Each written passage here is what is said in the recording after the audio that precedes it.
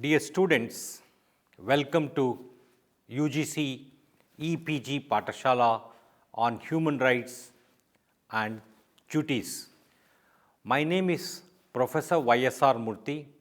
I am the Executive Director for the Center for Human Rights Studies, OP Jindal Global University.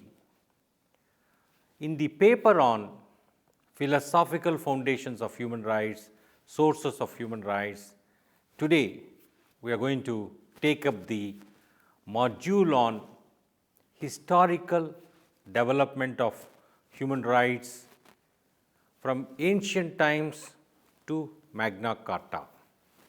If I ask you, what are your human rights? What do you say? You will think of a list of rights which you have, and where do you look for the source of these rights? Intuitively, it appears that you as a human being have a list of rights which you have, and maybe you will look at your own constitution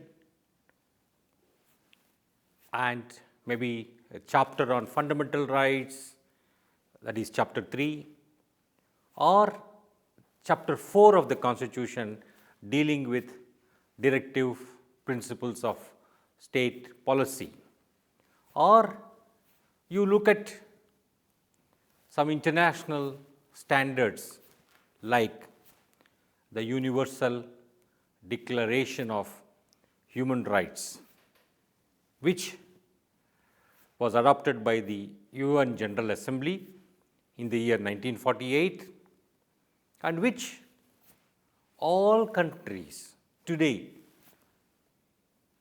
have accepted, have signed on to, and which has some 30 articles describing the rights which accrue to or which are to be enjoyed by every human being, regardless of distinctions based on gender, race, religion, and other factors. But this kind of a common understanding which today you have, or people in different countries have, it was not so a century back or a few centuries back. Different countries had different notions of human rights, different categories of human rights. And why was that so? It was because there was no internationally agreed, no consensus, no common understanding as to the rights which belong to every human being. In fact, if you look at the evolution of societies, if you look at every religion, there are certain notions of human rights in each one of them. But you also see that over the several centuries, there has been violations, there have been breaches, either committed by powerful against the commoners, either by kings against their subjects, either by people of majority community against the minorities, or by men against women. So, in other words, in fact, I am reminded of a famous quote by an eminent jurist, Soli Sorabji. Referring to the Universal Declaration of Human Rights, he said, the only thing universal about rights appears to be their universal violation. Of course, these rights are important, but also one sees in practice a lot of breaches of these rights, lot of infringement of these rights, lot of instances of how people are not enjoying these rights. So, if you look at the definition of human rights, what are these rights? These are claims, you call them entitlements. These, for example, if you look at some of the instruments like Universal Declaration of Human Rights, it talks about right to life, right to be free from torture, right to be free from slavery, and so on and so forth, freedom of speech and expression, freedom to practice one's religion, freedom of conscience. Now, how did one get, or how did one arrive at this understanding that these are the rights to which every human being is entitled to merely by virtue of being born in the human family? It did not happen overnight. It did not happen over several decades.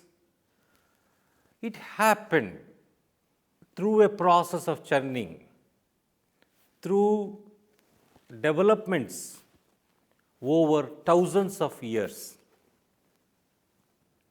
And in these thousands of years, there was bloodshed, there was oppression, there was exploitation, there were serious rights violations. All of these were instrumental. All these developments contributed. All these events shaped the evolution of human rights. Today, if we have an understanding of the rights to which all of us have got, that you have got, your friend has got, your parents have got, that is because of the historical development of these human rights over several thousands of years, and that is the subject matter of this module. In fact, we will look at the developments from before Christ till about Magna Carta, which was adopted in the year 1215. So, in this journey from ancient times, several centuries before Christ, till 1215 AD, what are the important milestones in this remarkable journey, in this remarkable evolution of human rights? Can you say these were the milestones, these were the watershed events which really shaped our understanding, which really contributed to the evolution of our common understanding of human rights? So, at the end of this module, you will understand the historical evolution of human rights.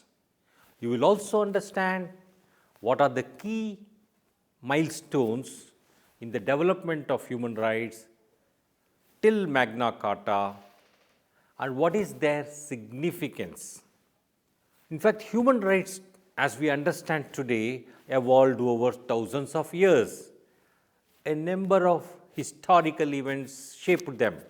It's important to understand the context of each of these events and the significance of each of these milestones in the evolution of human rights.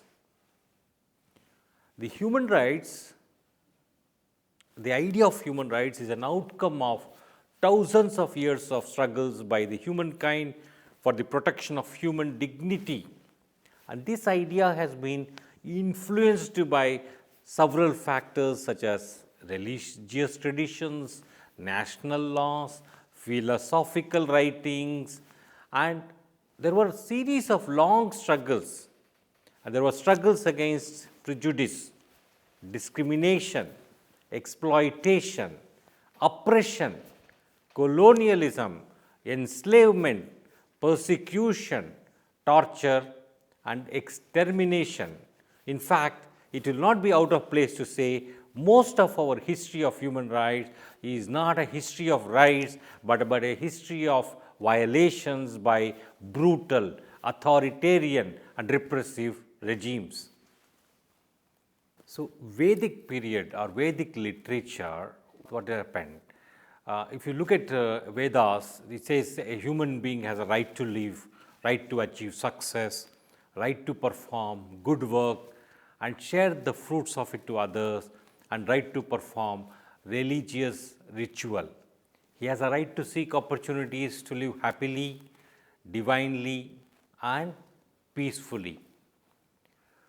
There were notions in the ancient literature which inspired principles like universal brotherhood, peace, and justice.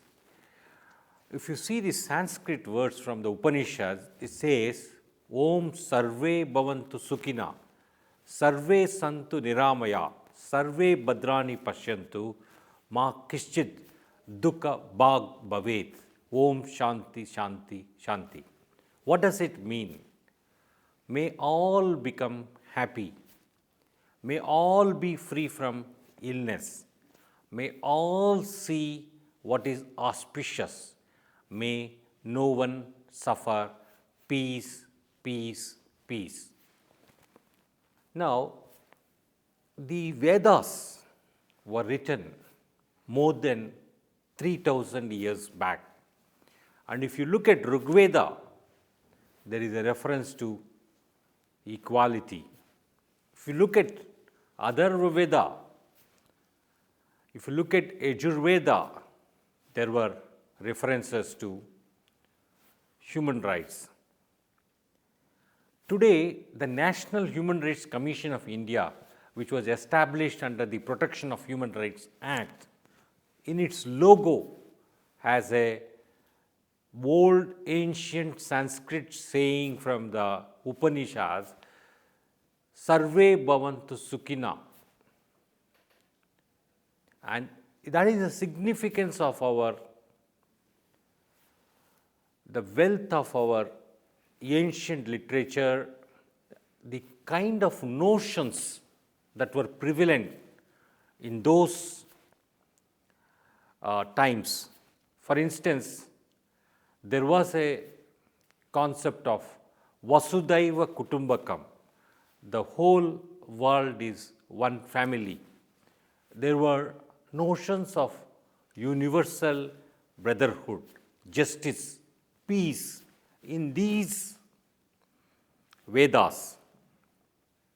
In fact, as you see the milestones, as you see the evolution from ancient times, there is one important milestone which one can recall. It is called Hammurabi Code. For instance, in the period about 1795 before Christ to 1750 before Christ, There was this king of Babylon called Hammurabi, who gave a code which can be regarded as a framework for a rule of law or for the laws. He was one of the earliest rulers who laid down a law framework.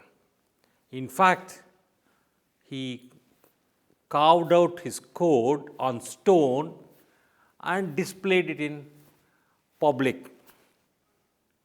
Of course, if you look at that code, there are many provisions which today may appear as barbaric. Yet, there are a few principles there which have a resonance for human rights. For example, there is a principle which says that equal protection of laws. All of you are familiar with the Constitution of India, Article 14, which talks about equality before law, equal protection of laws, and we are looking at the period before Christ, 1795 to 1750, and here is a king who gave a code called Hammurabi Code, which talked about equal protection of laws and also talked about that prisoners shall not be mistreated. Today, in the International Covenant on Civil and Political Rights, there is a reference to that humane treatment which shall be afforded to every detainee.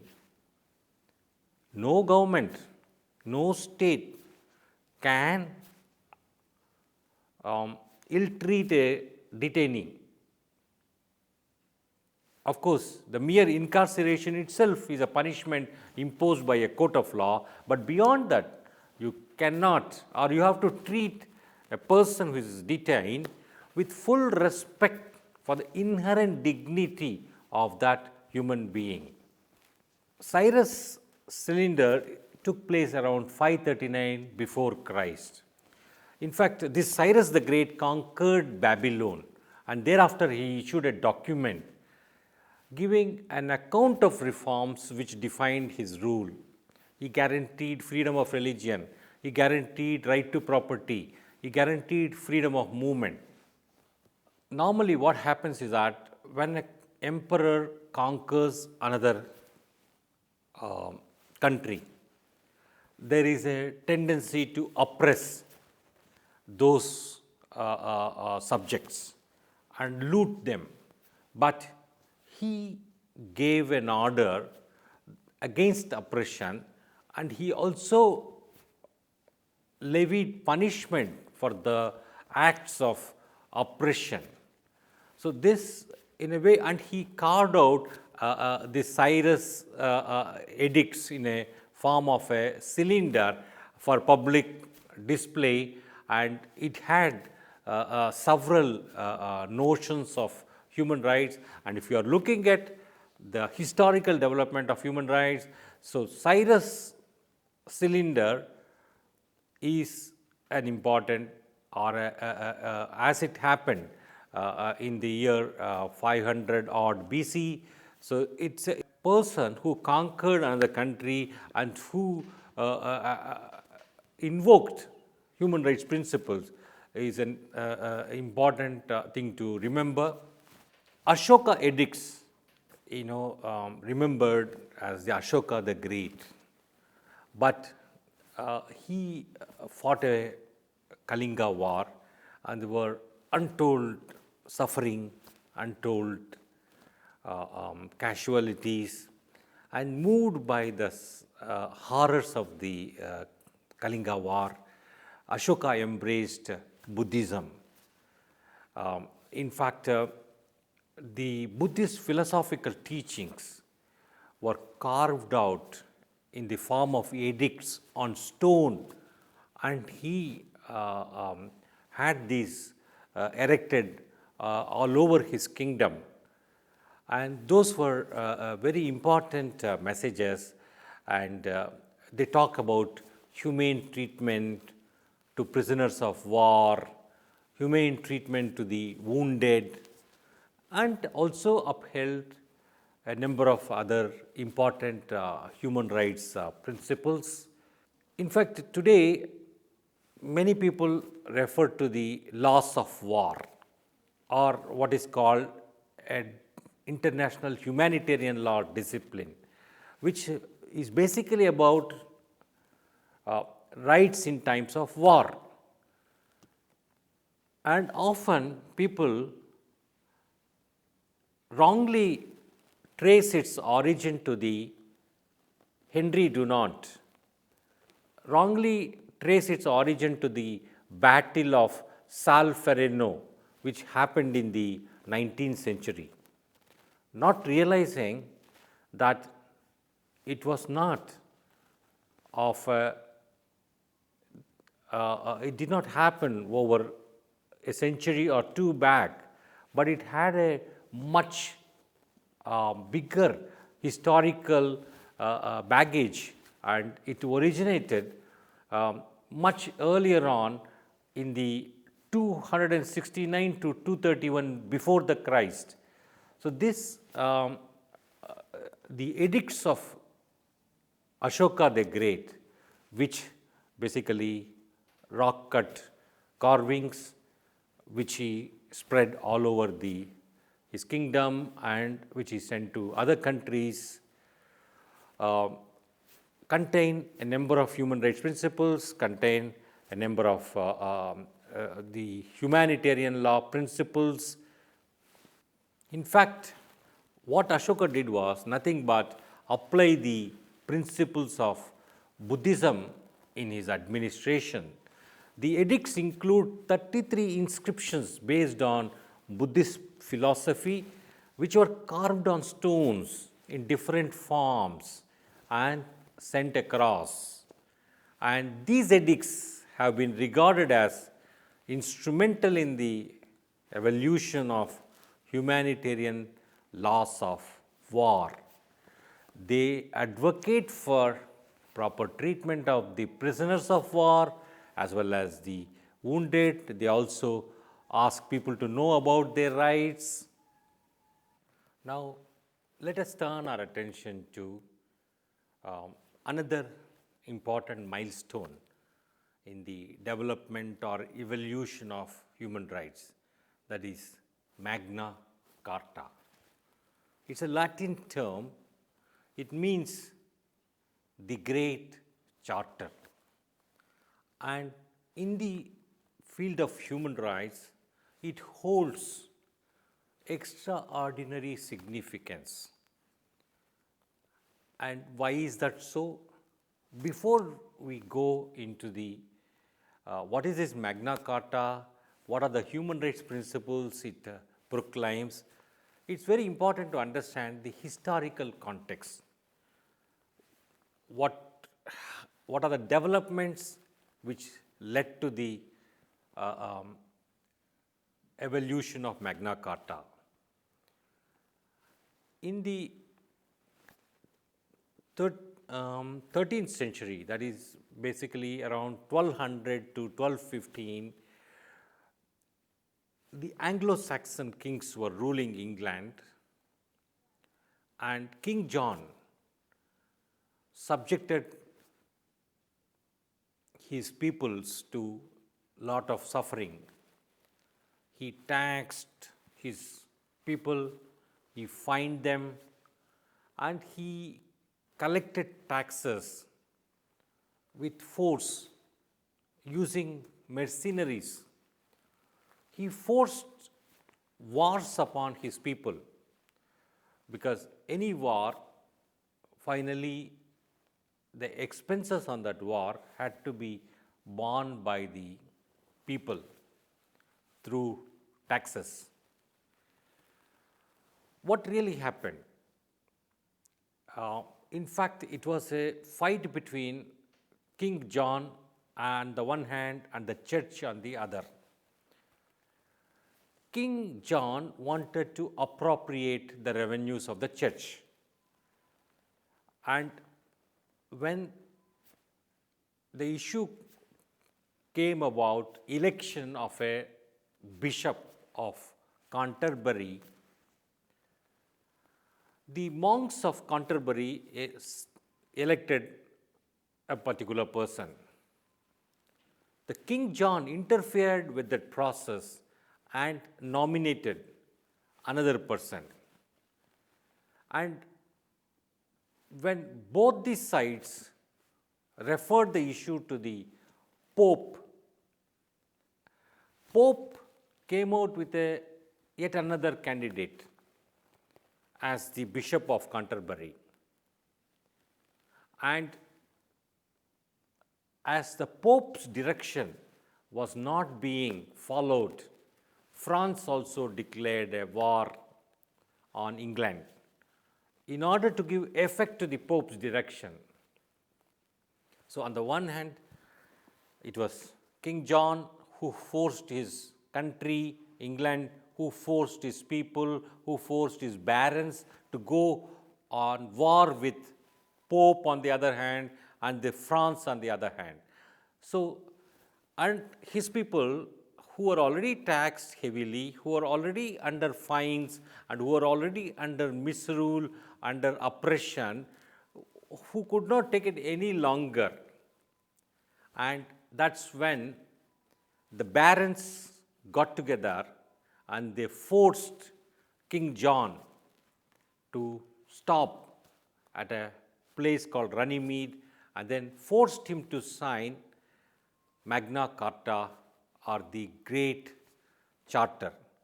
And the basic significance of this development is that king shall abide by rule of law.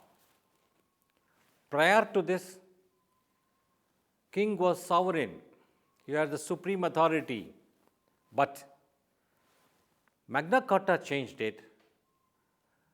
There is a body of law which is higher than the king, and the king is supposed to adhere to this higher body of law. And mind you, this is an extraordinary development in the evolution of human rights law. In fact, this tyrannical rule of Anglo-Saxon kings reached its climax during the reign of King John.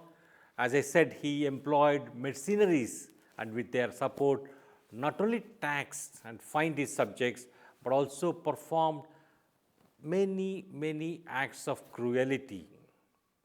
He quarreled with the French king and also the Pope. And as I said, it was about the revenues of the church and how to confiscate them. And the hostility reached such a point that Pope Innocent III gave the punishment of excommunication to King John.